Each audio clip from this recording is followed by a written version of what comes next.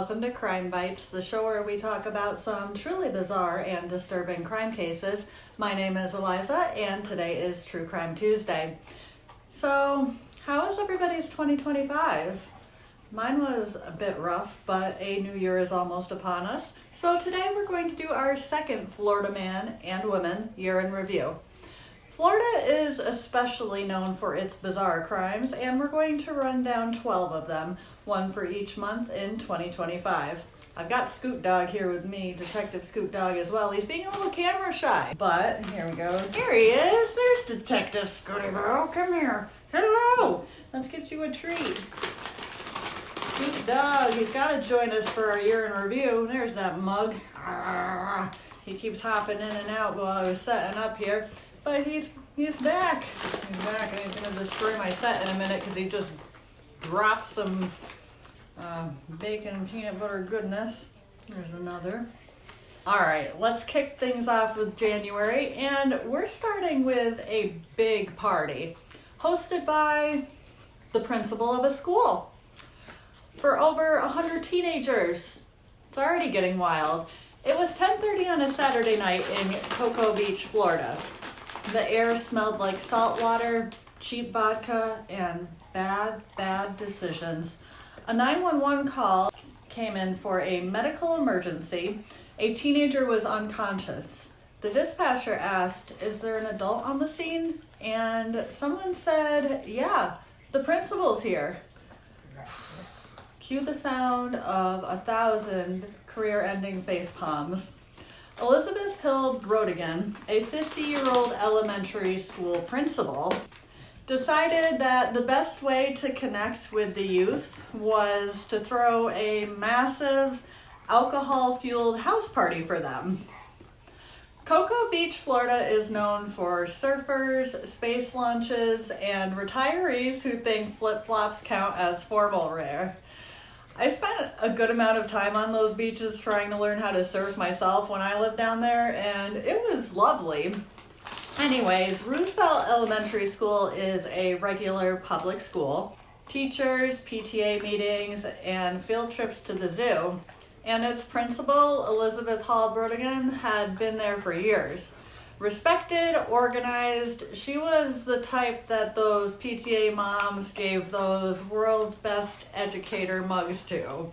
But as the calendar flipped to 2025, something, somewhere, clearly snapped. Because on the night of January 19th, Elizabeth's quiet suburban home turned into what police later described as a full-blown teenage rager.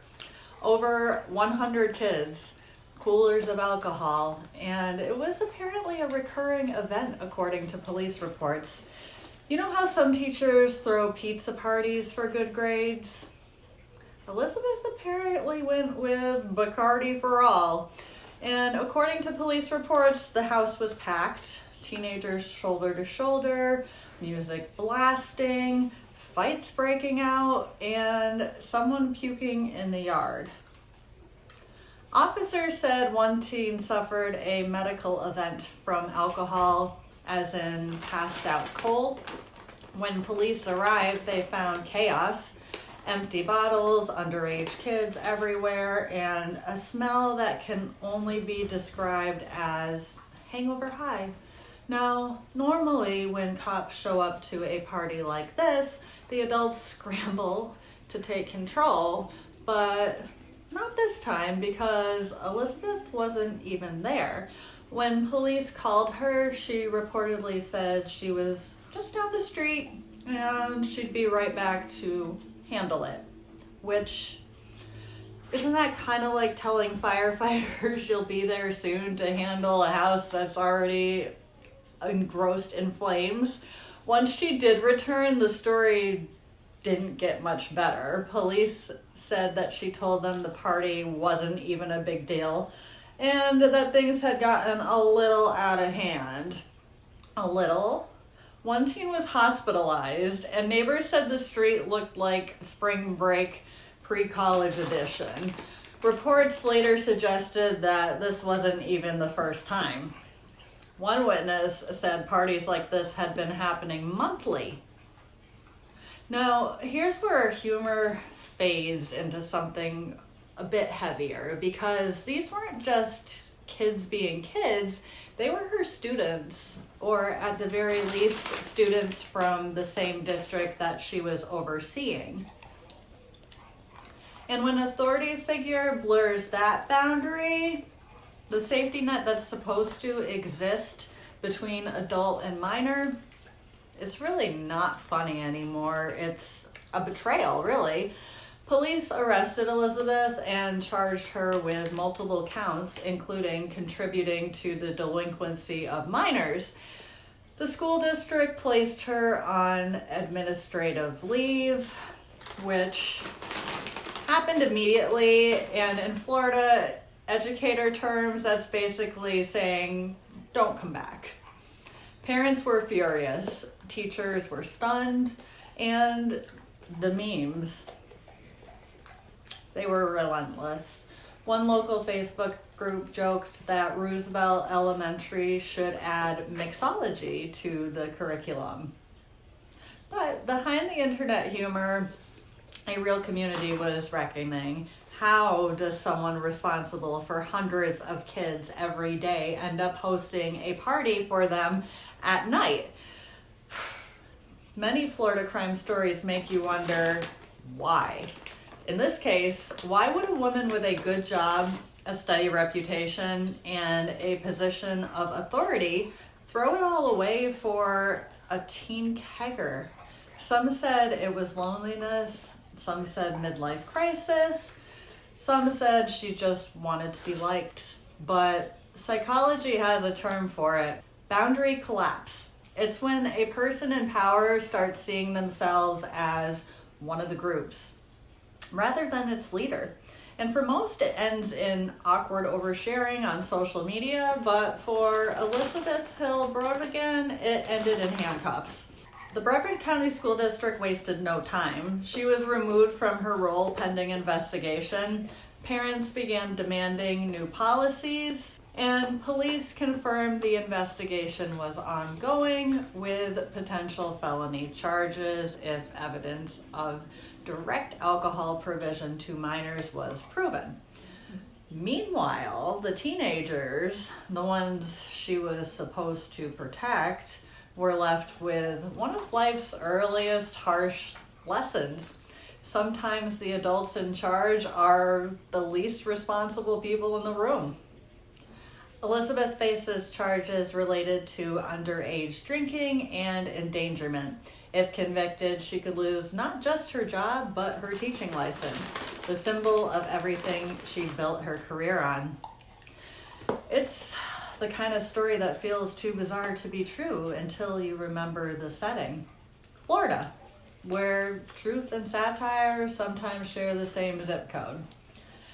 So the next time someone says teachers deserve more respect, most of them definitely do, but one of them in Cocoa Beach threw a party that proved why some rules exist in the first place. And don't even get me started on the child predator teachers. I've already looked at a couple of those if you want to go through my playlists. Do better, educators.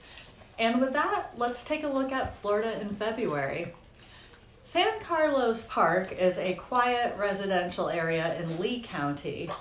The kind of place with neatly kept lawns, palm trees bending in the breeze, and neighbors who definitely hear everything that happens on their street. On February 7th, 2025, around the early morning hours, one of these neighbors' security cameras captured something unexpected and bizarre. A man riding on one of those riding lawnmowers, but he wasn't mowing his lawn. Barreling down the street, began crashing directly into mailboxes. And not just one mailbox, multiple, repeatedly. And he wasn't trying to swerve. He wasn't trying to avoid them. He was aiming for them. I'm laughing, but it's still messed up. It was a deliberate lawn mowing missile. And according to the homeowner who submitted the footage from their camera, the destruction was all caught on this doorbell-style surveillance camera. In the clip, the rider can be seen coming into view on his mower. He swerves slightly, but only to line up with his next target. Crash! One mailbox down. A few seconds later, crash! Another casualty. Neighbors were stunned, and one described the event as absolutely disgusting, but also hilarious. They said they could watch the footage 100 times. No one was actually hurt, just a row of humble mailboxes wiped out in their prime. When deputies responded, they found a trail of broken posts, cracked plastic, and bent metal. Mailboxes were struck hard enough to snap them off and send debris flying, but the man himself, gone. He did, however, leave behind 2 clues, a Pittsburgh Steelers hat and a pair of sunglasses, which were both found at the scene. Deputies collected them as evidence, and to be clear, the hat and the sunglasses did belong to the suspect. They were knocked off during the mailbox melee. Here's when things get even stranger. The rider never got off the mower. He never checked the damage, and he never said a word. He simply plowed through the mailboxes, kept going, and then drove off at the camera range. And as of the latest news reports, authorities are still working to identify him. No arrest has been made and no confirmed identity. Just a mysterious figure on a mower. What we do know, he was riding a lawn tractor, not a push mower. The incident happened at high enough speed to destroy multiple mailboxes. Deputies speculated alcohol may have been involved, though this has not been confirmed, only suggested by witness comments and the nature of the incident itself. He is believed to be a local resident based on the direction that he drove off, but again, that is not confirmed either. So, until he's caught, if ever, he joins the ranks of Florida's anonymous folk legends. March brings us to Orlando. If you're not familiar with Orlando outside the theme parks, let me paint the picture. This is the land of 3 a.m. gas stations, convenience stores that somehow feel like portals to another dimension, strange confrontations over nothing, and the unspoken law of the land. Mind your business or prepare for chaos. It was a warm night, the kind where humidity makes even the streetlights look tired. A 7-Eleven sits on a busy corner, bright neon signs glowing like a lighthouse for the dehydrated, the intoxicated, and the impulsive. Inside the store, customers drift in and out, workers on break, teenagers grabbing slushies, a couple trying to find that one flavor of Gatorade that's always sold out. And then there's her. 28-year-old Shanika Serdahl walked into the store. No dramatic entrance, no yelling, no warning, just a woman trying to live her life and get whatever she came in for. But standing inside was a man, the soon-to-be victim of our snack-based saga. He saw her enter and he recognized her, kind of, or thought he did. He asked a question, a surprisingly simple one. Hey, do you know that guy outside? The man outside, according to reports, had been lingering by the store. The victim thought he saw some connection. Maybe he was trying to be helpful. Maybe he thought he recognized them together, but maybe he should have minded his business, because whatever that question meant to him must have meant something very different to Shanika, and she snapped. Sitting on the shelf, minding its own business, is a can of Pringles. Regular size, the classic cardboard tube that almost every human has at some point in his or her life gotten their hands stuck while chasing that last elusive chip. I love those sour cream ones, but to Shanika, this was not a snack. This wasn't a salty treat. This was an opportunity, a weapon of convenience. A cylindrical instrument of chaos, if you will. According to the police reports, after the victim asked that fateful question, Shanika grabbed the can and struck him right in the face. Hard. The Pringles container sliced open the skin above his right eye. There was blood, shock, and confusion, and a cut deep enough that officers noted the possibility of permanent scarring. Imagine explaining that scar years later. After striking the man, Shanika didn't stay to admire her snack-based handiwork. She reportedly took off, leaving the wounded customer, bewildered employees, and a scattered display of potato chips behind. Police were called immediately. Here's the part that gets me. Officers wrote in the documentation that they took the Pringles can itself as evidence, which of course they did, but imagine that conversation back at the station. What's that? Evidence. From what case? Assault with a Pringles can. Luckily for officers, Shanika didn't make it too far. She was found nearby and was arrested without any further reported incidents. Authorities charged her with aggravated battery, a very serious felony, because as ridiculous as the weapon may sound, the injury was real. A cut above the eye is no joke either. That's very sensitive skin, and a few millimeters in the wrong direction, and we're talking about a very different outcome to this story. The police report notes a visible laceration, bleeding, and a risk of permanent scarring. The victim identified Shanika immediately. So let's pause the jokes for a moment, because as amusing as this weapon of choice may be, the people involved are real. A man was genuinely hurt. A woman was genuinely arrested. People's lives can get sidetracked over moments of anger. Shanika Serdahl isn't just Florida woman with a Pringles can. She's a person whose choices or reactions put her life in a collision course with the justice system. And the victim, one innocent question turned into a hospital visit. Florida crime can be funny at a distance, but it's always real up close. Our case for April of 2025 manages to combine a high-speed chase, vodka spritzers, and an airport, spike strips, and one extremely relaxed man named Richard. Sebring, Florida is a place known for lakes, car racing, and retirees who take bingo very seriously. On an April morning, Richard Christopher Smith walked into a convenience store and decided that today was not the day for paying. He grabs a few items, including alcohol, and he heads right out the door. The store's employees would call the sheriff's office. The deputies would arrive, and Richard would decide that his best possible next step was to escape. And not a subtle escape either, no, because in Florida, the getaway vehicle of choice is generally iconic as well, and in Richard's case, he was rolling in a minivan. So the chase would begin.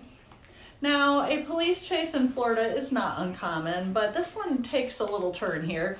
As deputies pursued Richard, he would roll down his window, and this man, while actively fleeing, casually offers the officers chasing him a drink, specifically a vodka spritzer.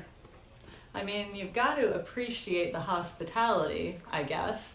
Most people throw out evidence. Richard here is like, you want to sit before we wrap this up? Picture that moment in the police car. The officer is focused, adrenaline pumping, trying to bring in the suspect, and the suspect is just cruising along like he's at a backyard barbecue. It's one of the rare moments where both crime and manners, if you will, collide in a spectacular fashion. Only in Florida. Eventually, the police have to deploy spike strips, and Richard hits them, and his tires shred. But he's not done. No, not Richard here. He keeps going on his shredded tires until he reaches Sebring Regional Airport. This man doesn't just flee, he chooses a cinematic location for his finale. And when the minivan finally gives up, Richard gets out, brushes himself off, and walks away like he's just stepping out for a smoke break. Because that's exactly what he's doing. Witnesses say he casually lights up a cigarette and ignores all of the officer's commands to stop, strolling away as if the chase had been nothing more than an inconvenient jog. At one point, he reportedly turned to the officers and said, "You guys had fun though, right?" Like, almost as if he provided them with a public service. Officers, unsurprisingly, didn't share the same vibe. Richard would continue to try and walk away, still refusing to comply, and eventually gets himself tased, which finally does it, and he is arrested. He was then taken into custody and charged with a spectacular list of offenses: aggravated assault on an officer, battery on an officer, resisting arrest, DUI, and petty theft. His bond was set at $120,000. A chase, a spritzer, a cigarette, and a man with remarkable confidence. This is the classic Florida man, and luckily no one was injured except for maybe Richard in this one, and it was well deserved. And with that, we're on to May. In mid-May, Florida conducted a 9-day-long multi-agency sweep, and it resulted in 244 arrests under an operation with a name so Florida, so blunt, and so shamelessly on brand you'd think that the internet named it. The operation was called Fool Around and Find Out. Side note, that's like one of my favorite expressions.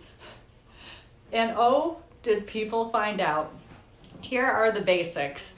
The operation ran from May 2nd through May 10th of 2025. The Polk County Sheriff's Office detectives were joined by investigators from the Department of Homeland Security, U.S. Immigrations and Customs Enforcement, the U.S. Army Criminal Investigation Division, various county sheriff's offices and city police departments across the region, as well as state prosecutors and child welfare social services partners. The target was a broad array of crimes, from prostitution, solicitation, and human trafficking to child predator crimes, illegal immigration, as well as narcotics and weapons offenses. In short, this was not a small-time bust. It was a sweeping net thrown over a huge cross-section of criminal activity. I'm thinking, do you guys remember To Catch a Predator? It sounds like similar to that, but with add-ons. So, what came of it? The numbers are simply staggering.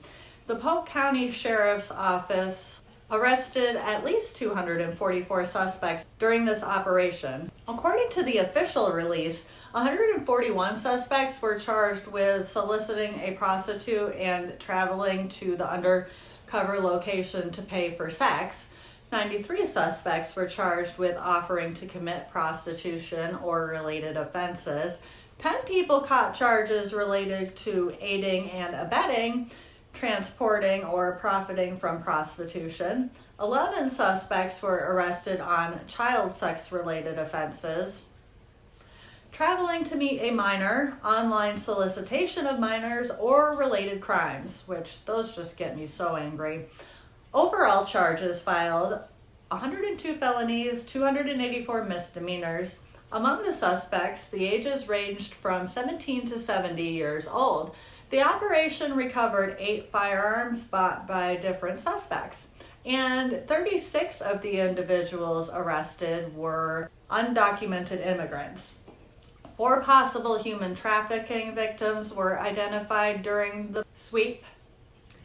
This was described by sheriff's offices as the largest number of suspects ever arrested in a single undercover operation by that agency.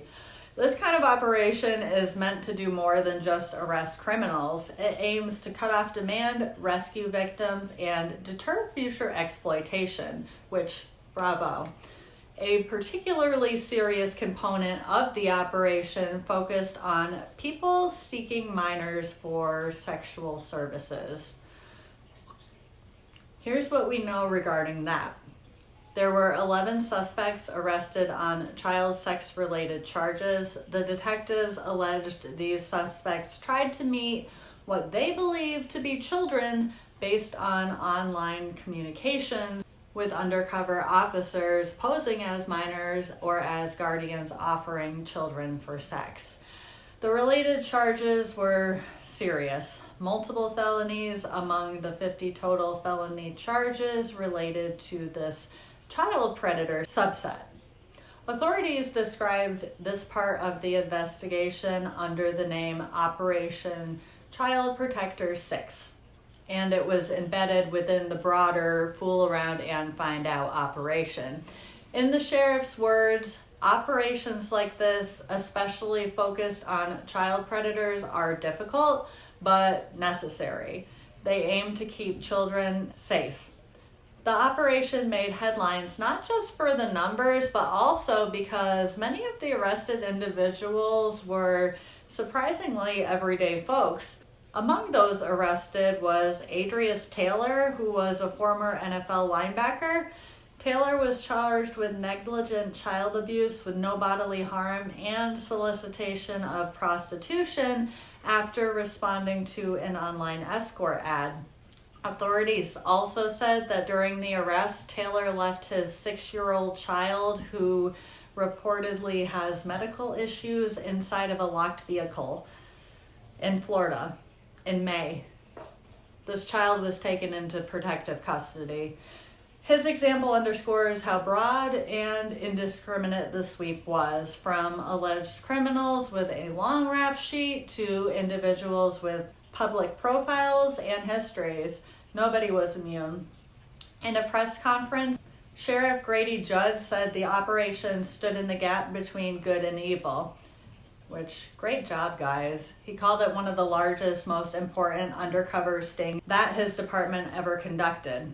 The Fool Around and Find Out operation will go down as one of the largest undercover stings in Polk County history. 244 arrests, dozens of felonies, uncounted misdemeanors, weapons seized, and potential victims rescued. It's a stark reminder behind every online ad, every anonymous message, and every discreet request, there may be people, victims, being exploited. If you draw anything from this story, let it be this. Exploitation survives on secrecy and demand, and sometimes shining a light, even one as heavy as a multi-agency sting, is the only way to stop it. We're staying in Polk County for June, but we're going to shift back to a less serious crime, or at least the outcome and reasons behind it were less serious. So this story takes place in Davenport, Florida. On June 9th of 2025, neighbors began noticing something unusual at a home north of town. Lights flickering on at odd hours, and a sense that someone might be inside when they shouldn't be. The house was supposed to be empty because its owners were out of town, and they had even asked a neighbor to keep an eye on things. But when that neighbor saw lights turning on and off, curiosity and concern led them to make a 911 call. When Polk County Sheriff's deputies responded to the scene that night, they expected a possible break-in, but what they got was a bit stranger. Inside the home, officers found a man identified only as Joe, a 44-year-old Florida resident, cooking dinner and simultaneously filling up the bathtub for a bath. He admitted he didn't have permission to be there, and he didn't know the homeowner. At first glance, it wasn't your typical burglary scene. There was no jewelry in his hands, no panic to escape, just someone about to enjoy a soak and a home-cooked meal. And the stove was in use. When deputies questioned Joe, his explanation was as unusual as the situation itself. He told them he had gotten into a fight with his wife and he didn't want to go back home. Rather than cooling off at a park, a friend's house, or anywhere legal, he chose to break into a stranger's house and make himself at home. That's right. According to law enforcement reports, he said he was trying to avoid going to his own home to face his spouse and instead just kind of settled into this vacant residence for several days, eating meals, using utilities, and just relaxing. It wasn't confirmed how long he'd actually been in the home, but multiple reports indicate that it was several days before neighbors became suspicious. Upon admitting to being inside without permission and explaining his reasoning, Joe didn't just get a warning, he was taken into custody right then and there. According to official statements, he was charged with unarmed burglary, meaning entering a building without consent and without a weapon. He also faced petty theft charges for using the utilities and eating meals without permission. And domestic battery was included in the paperwork as well. Despite the somewhat comical nature of the situation, cooking dinner, drawing a bath, the law treats unauthorized entry seriously, as it should. These charges reflect that, regardless of intent or motive. The Polk County Sheriff's Office later shared the story on their public page, and they couldn't resist a bit of humor because no one got hurt. It was a little funny. Their post referenced the children's tale Goldilocks and the Three Bears, joking about the bathwater being not too hot, not too cold, just about right. But beneath all the puns, the department emphasized that this was still a legitimate criminal incident involving property violation and theft of services, water, electricity, and food. This humorous approach to sharing arrest details is common with some sheriff's offices, and it helped to bring wider attention to the case. But it did not change the legal consequences that Joe faced. All right, guys, this is tame compared to our next Florida man. What do you do when your birthday falls on the 4th of July? Party extra hard, smoke some meth, and steal a train? Because that's what one man decided to do. So this incident occurred in Key West, Florida, which is a very popular tourist destination known for its lively streets, historic landmarks, and the Conch Tour Train, which is a trackless sightseeing vehicle that takes visitors around out and about on the island. On July 4th of 2025, authorities received a report that one of these Conch Tour Train vehicles had been taken without permission. What unfolded became one of the more unusual 4th of July stories that year. The man at the center of this story was Jonathan Patrick Winslow from Big Torch Key, Florida, and it was his 57th birthday. According to police records, Winslow arrived at the Conch Tour Train Depot at around 11:30 a.m. He left his Kia vehicle running nearby with rock music blasting from the radio. Witnesses say he approached an employee and claimed that he used to work for the company and he wanted a tour. With that, he was able to get into one of the waiting Conch Tour Train vehicles and then just drove it off. And the employee he originally approached just assumed that he had permission to do so. Once in control of the train, Winslow did something unusual even for this situation and for a stolen vehicle. He went ahead and picked up some passengers, at least 2 random tourists, and just started driving the train around downtown Key West with them. The vehicle's GPS allowed employees and police to track its movement through the streets, and he didn't just go a couple of blocks. It was literally a joyride on a public sightseeing vehicle in the middle of a busy holiday morning with passengers. Police traced the train using the GPS and eventually found Winslow stopped near the southernmost point buoy, one of Key West's iconic tourist landmarks. When officers approached him, they noticed that he appeared excited and spoke rapidly. According to arrest reports, Winslow told the police he had merely borrowed the train, still insisting it was okay because it was his birthday and he used to work for the company. This became one of the most quoted parts of the case, a man behind the wheel of a stolen train trying to explain it away as a birthday gift to himself.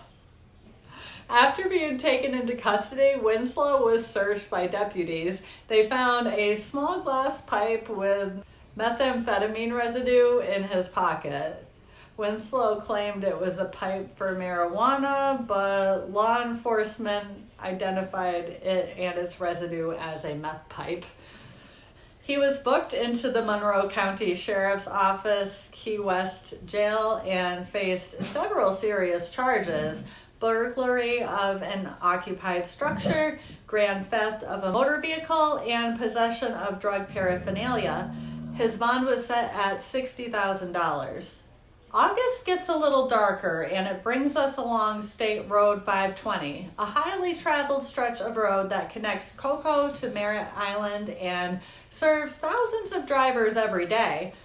What started in a gas station parking lot turned into an event that shocked witnesses, responders, and later the wider community when the details were finally released.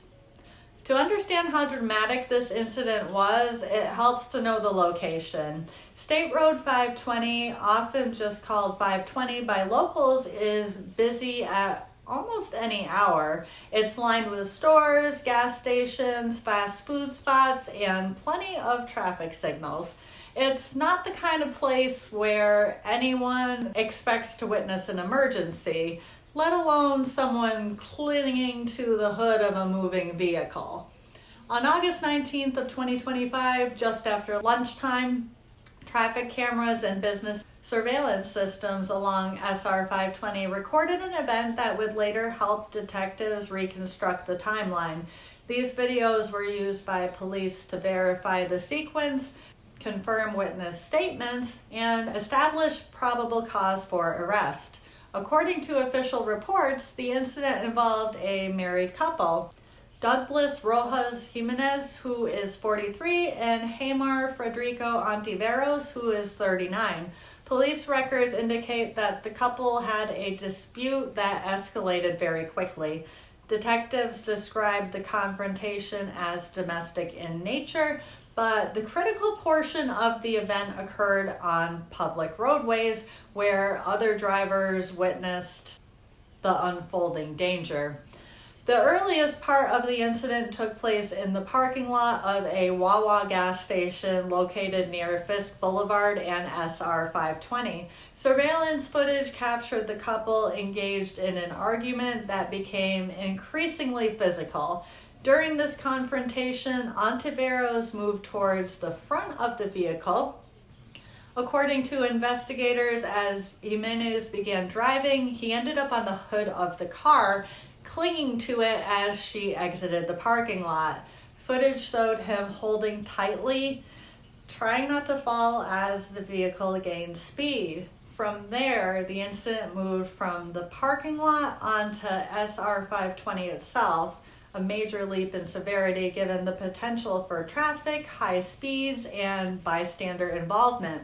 Witnesses driving behind the vehicle reported seeing a man spread across the hood, gripping onto it while the car just continued forward.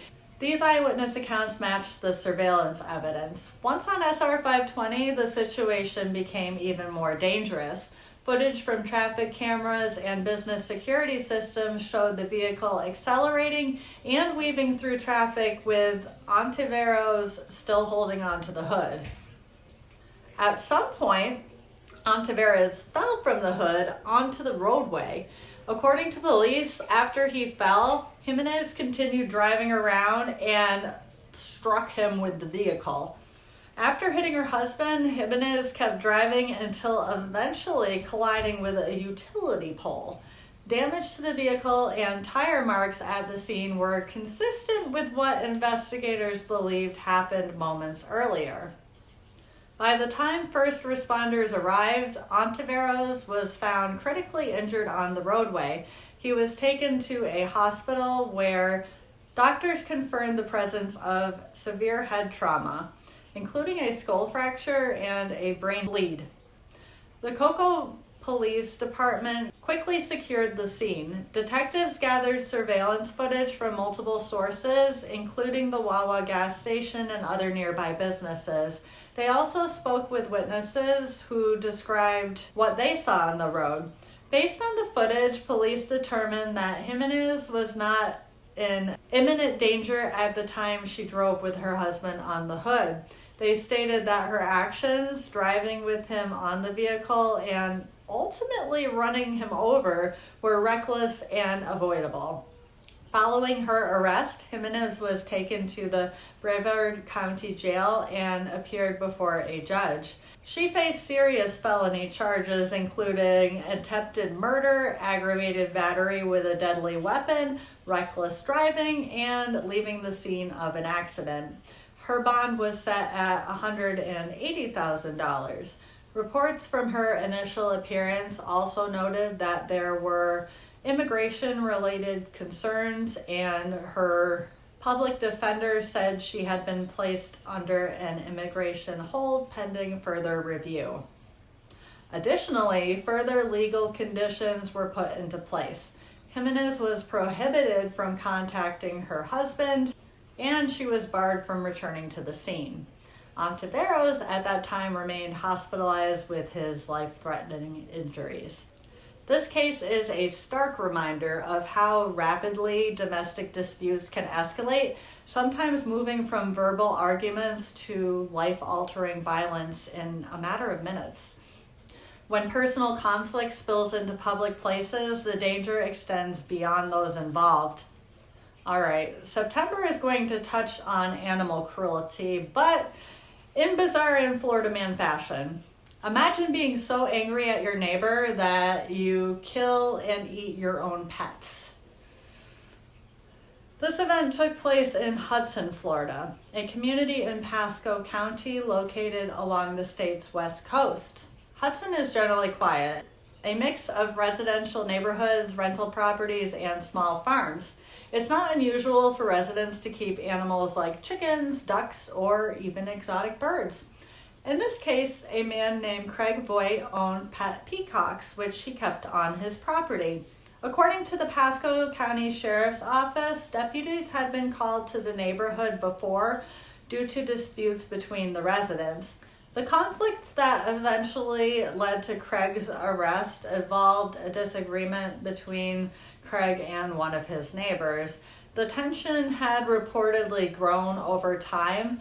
Craig kept multiple birds on his property, including at least 2 adult peacocks, which he considered his pets. According to the arrest report, the conflict between him and a neighbor escalated shortly before the incident occurred. Investigators later stated that Craig admitted he acted out of anger connected to that dispute with this neighbor. Craig claimed that he was frustrated and wanted to send a message that would ultimately lead to felony animal cruelty charges. According to deputies and confirmed through interviews, he killed 2 of his own pet peacocks. But what makes this case particularly unusual and disturbing is what he did next. He cooked and ate his pet birds. He described it as an intentional act done to spite his neighbor. Deputies reported that he made this statement voluntarily. When investigators arrived at the property, they found evidence consistent with this confession. The sheriff's office described the remains as matching what the suspect admitted. It's important to note, although the peacocks belonged to him, Florida's animal cruelty laws apply to all animals, including pets, that the owner chooses to harm or kill.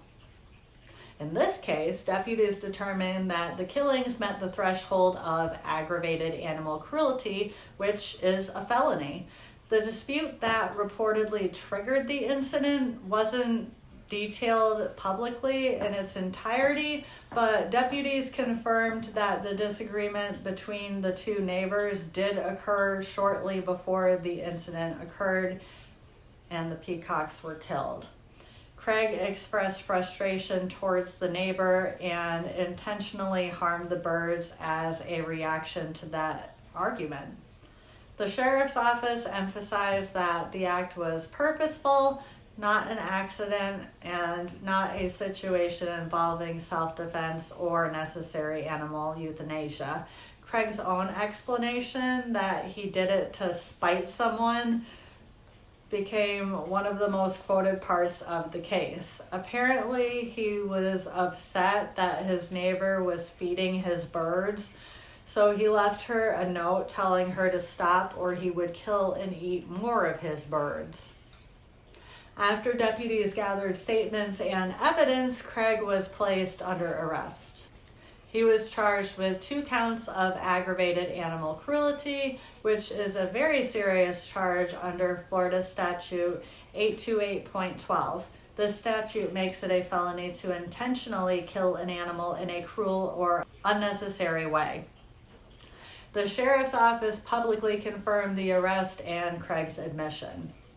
News outlets covering the story on September 29, 2025, reported that the man did not deny the actions and instead repeated that he acted out of anger. Once news of the arrest was released, the story gained significant traction online due to the unusualness of the case. Due to its unusual nature, many reactions focused on the surreal aspect of someone killing their own peacocks out of spite. I can't get over that. Others focused on the legal implications, particularly the fact that animal cruelty laws protect even animals owned by the person committing the violent act against them, which is so sad. Some local residents expressed shock that a conflict between neighbors escalated to this level. Others pointed out that while peacocks are exotic and visually striking, Florida law treats them as domestic animals when they are kept as pets, meaning that they are still legally protected, as they should be. The September 2025 Pasco County peacock incident stands out not just because of internet memes or exaggerations, but because of the real documented actions of one man, one angry man, and the legal consequences that then followed. It's a case that shows how quickly anger can cross the line into criminal behavior and how Florida's laws protect animals even when the harm comes from their owner. In October of 2025, 32-year-old Sonia Exelby, a woman from Portsmouth, England, took a journey to Florida, and it ended in homicide. This case spans between 2 countries and involves online communication, mental health vulnerabilities, and a Florida man charged with kidnapping and first-degree murder. While the details are shocking, they are all confirmed through law enforcement statements and court filings. According to information passed to Florida authorities via Interpol, Sonia had a documented history of mental health struggles, including suicidal ideation.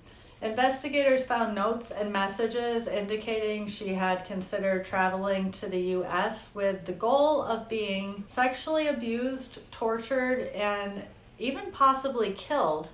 While this may seem extreme, law enforcement verified these communications through her personal devices, online messages, and emails sent prior to her trip.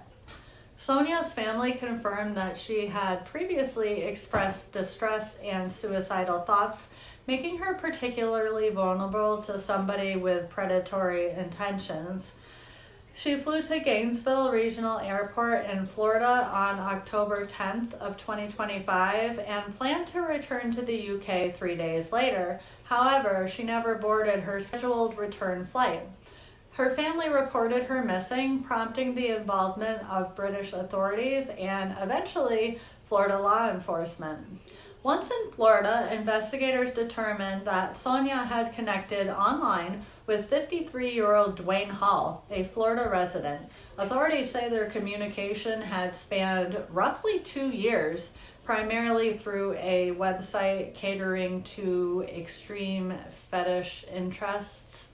Dwain picked Sonia up from Gainesville Airport and transported her to a rental property in Reddick, Florida, a rural area of Marion County. During her stay, investigators say the pair engaged in sexual activity. Dwain later told police he understood that Sonia wanted to be harmed, a detail that was in fact confirmed through digital messages recovered during the investigation.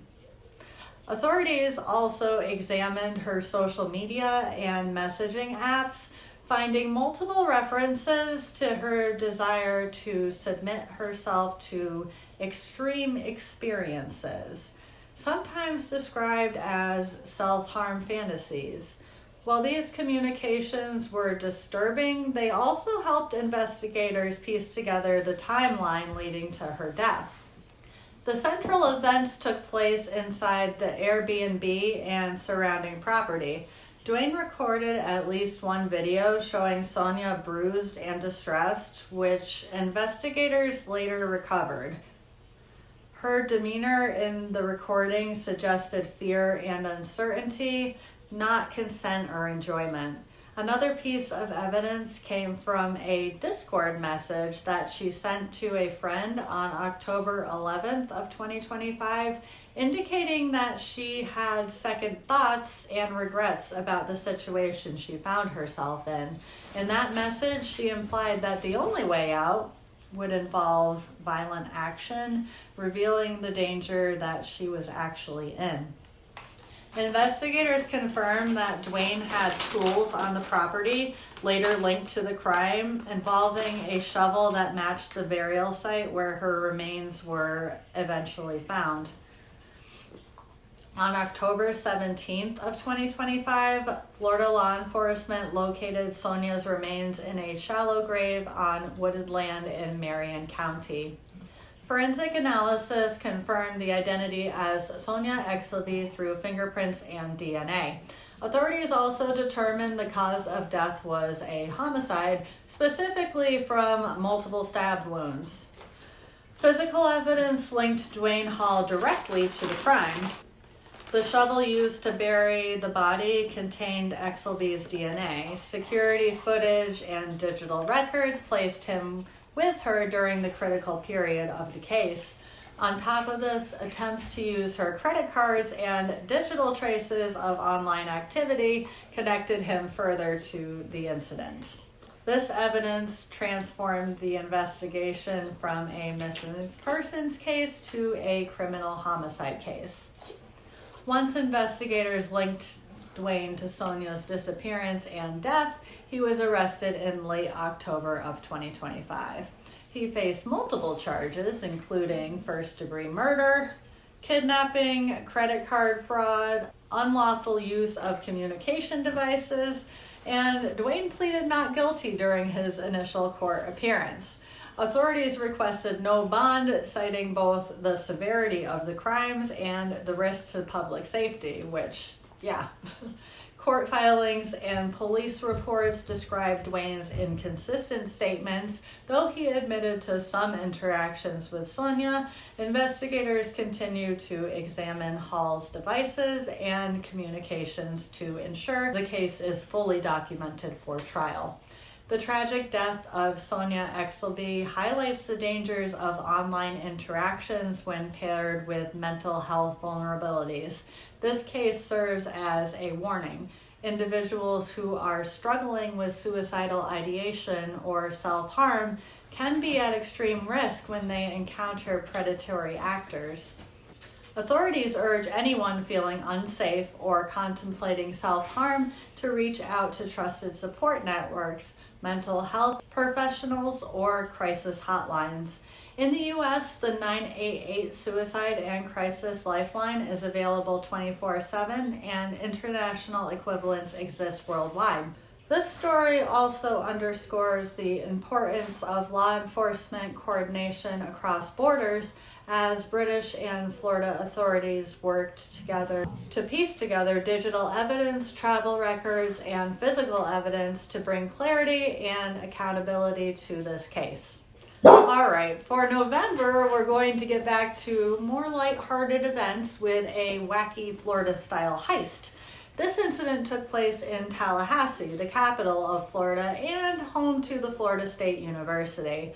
On Monday morning, November 17th, 2025, early reports came in about a forklift being operated out on public streets, which is unusual behavior for any community, even in Florida. Police soon confirmed that the machine had not been left there by accident. Instead, the forklift had been stolen from a construction site at Griffin Middle School. At roughly the same time, surveillance cameras captured another unusual sight, a large ATM being lifted and carried on the forks of the stolen machine. Both the forklift and the ATM were being transported through neighborhood streets, a scene that prompted reports from concerned residents and calls to the police. According to the Tallahassee Police Department, the man involved in this incident was 38-year-old Joshua Hidalgo. Hidalgo was identified once officers began tracking the stolen machinery and ATM movements early that Monday morning. Deputies say Hidalgo allegedly took the forklift from the school site and then, using that same equipment, lifted an ATM from a business located on West Tallahassee Street. Surveillance footage later obtained by investigators showed the ATM being removed from its normal location and loaded onto the forklift, which became a central piece of evidence in this case. Hidalgo's alleged actions quickly drew law enforcement attention, and officers began coordinating a response to intercept and stop the vehicle. Emergency dispatchers began receiving 911 calls from residents who saw a forklift driving down public roads during early morning hours. This was not normal construction activity. This was a stolen machine in motion. Police units spotted the suspect and began pursuing the forklift. What made this situation especially unusual is that the ATM was still attached to the machine's forks, essentially being hauled through the streets like cargo. Body-worn camera footage and home surveillance clips showed the forklift creeping down residential roads with the ATM in tow. One officer approaching the scene greeted the suspect with a straightforward question. "What's up, bro? What y'all got going on?" An exchange captured on the department's body camera video. At one point, Hidalgo suggested he was simply dropping the ATM off at another location, pointing to the forklift as though explaining away the scene he created. But before officers could fully clarify the situation, he would attempt to flee on foot, and then the police would have to apprehend him. Despite the bizarre nature of the theft, law enforcement responded quickly and professionally. Once Hidalgo abandoned the forklift and the ATM and tried to run, officers pursued him and took him into custody without further incident. No shots, no injuries, and no harm to any innocent bystanders. Police secured both the stolen forklift and the ATM, which had left debris along several streets as it was being transported. The swift response ensured the area was cleared and the equipment was recovered. Home surveillance and body camera video were cataloged as evidence in the ongoing investigation. Once in custody, Hidalgo was booked and faced multiple criminal charges related to his actions that morning. According to local law enforcement reports and police statements, the charges included grand theft of the ATM and the forklift, possession of burglary tools with intent to use, trespassing on school grounds, criminal mischief, and resisting an officer without violence. Hidalgo was being held in the Leon County Detention Facility pending further proceedings. All right, and we're going to wrap up with another bizarre and disgusting animal eating incident from Palm Beach for December. Worth Avenue is Palm Beach's iconic shopping corridor, known for boutiques, luxury stores, and tourists. It's usually bustling with shoppers and visitors enjoying a leisurely stroll along the historic streets. On December 8th of 2025 at around 10 a.m., police received a call from a passerby reporting a man cutting up what appeared to be a dead animal on the sidewalk near the clock tower. At first, the caller thought that it might be a dog. When officers arrived, they found Jonathan Houston, who is 27, of Clewiston, Florida, standing over the carcass of a dead hog. The animal had been placed on the sidewalk, its body cut open, and Houston was actively consuming parts of the hog while recording himself. Police reports describe the scene as highly unusual and alarming. Blood and animal remains were scattered across the sidewalk, creating a biohazard for the public. Pedestrians were shocked and called authorities immediately. Jonathan's motivation appeared to be creating content for social media, particularly Instagram, where he regularly posts videos of himself consuming raw animal meat. According to reporting, he has thousands of followers, making this act a form of online performance. Authorities noted that the hog had been procured prior to the incident and was not taken from a public place, but the act of opening and eating the carcass in a heavily trafficked public area brought it under the jurisdiction of the Palm Beach Police Department. Upon arrival, officers detained Houston without incident. Because the site posed a public health risk, local fire rescue and public works teams were called to clean and sanitize the area. The sidewalk, which is a popular tourist and pedestrian space, needed a thorough decontamination before it was able to be reopened. Jonathan was taken into custody and charged with criminal mischief. In Florida, this charge covers acts that damage or deface property or interfere with public spaces. In this case, the disturbance, blood, and debris left on public sidewalks met this definition. He was booked into Palm Beach County Jail and released the next day after posting his bond.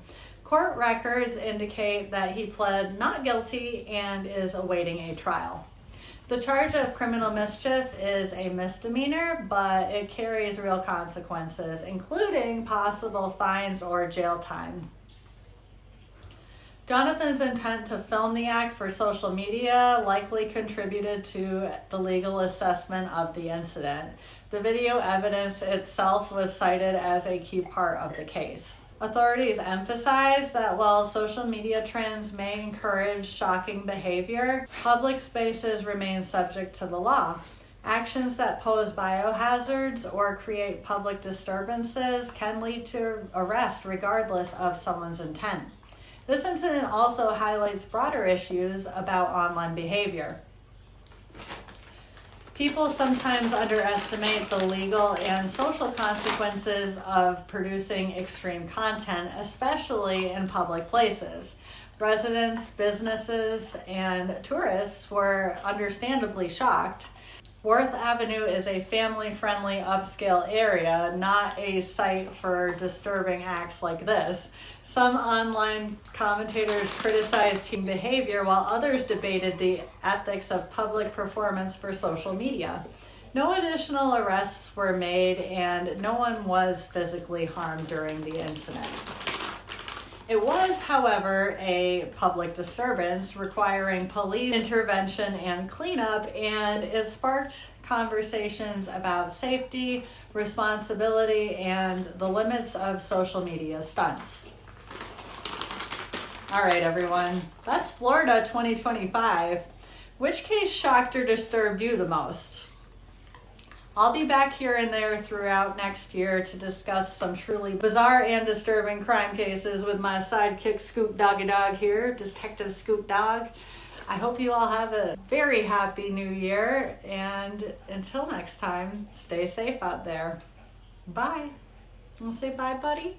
Bye, everyone.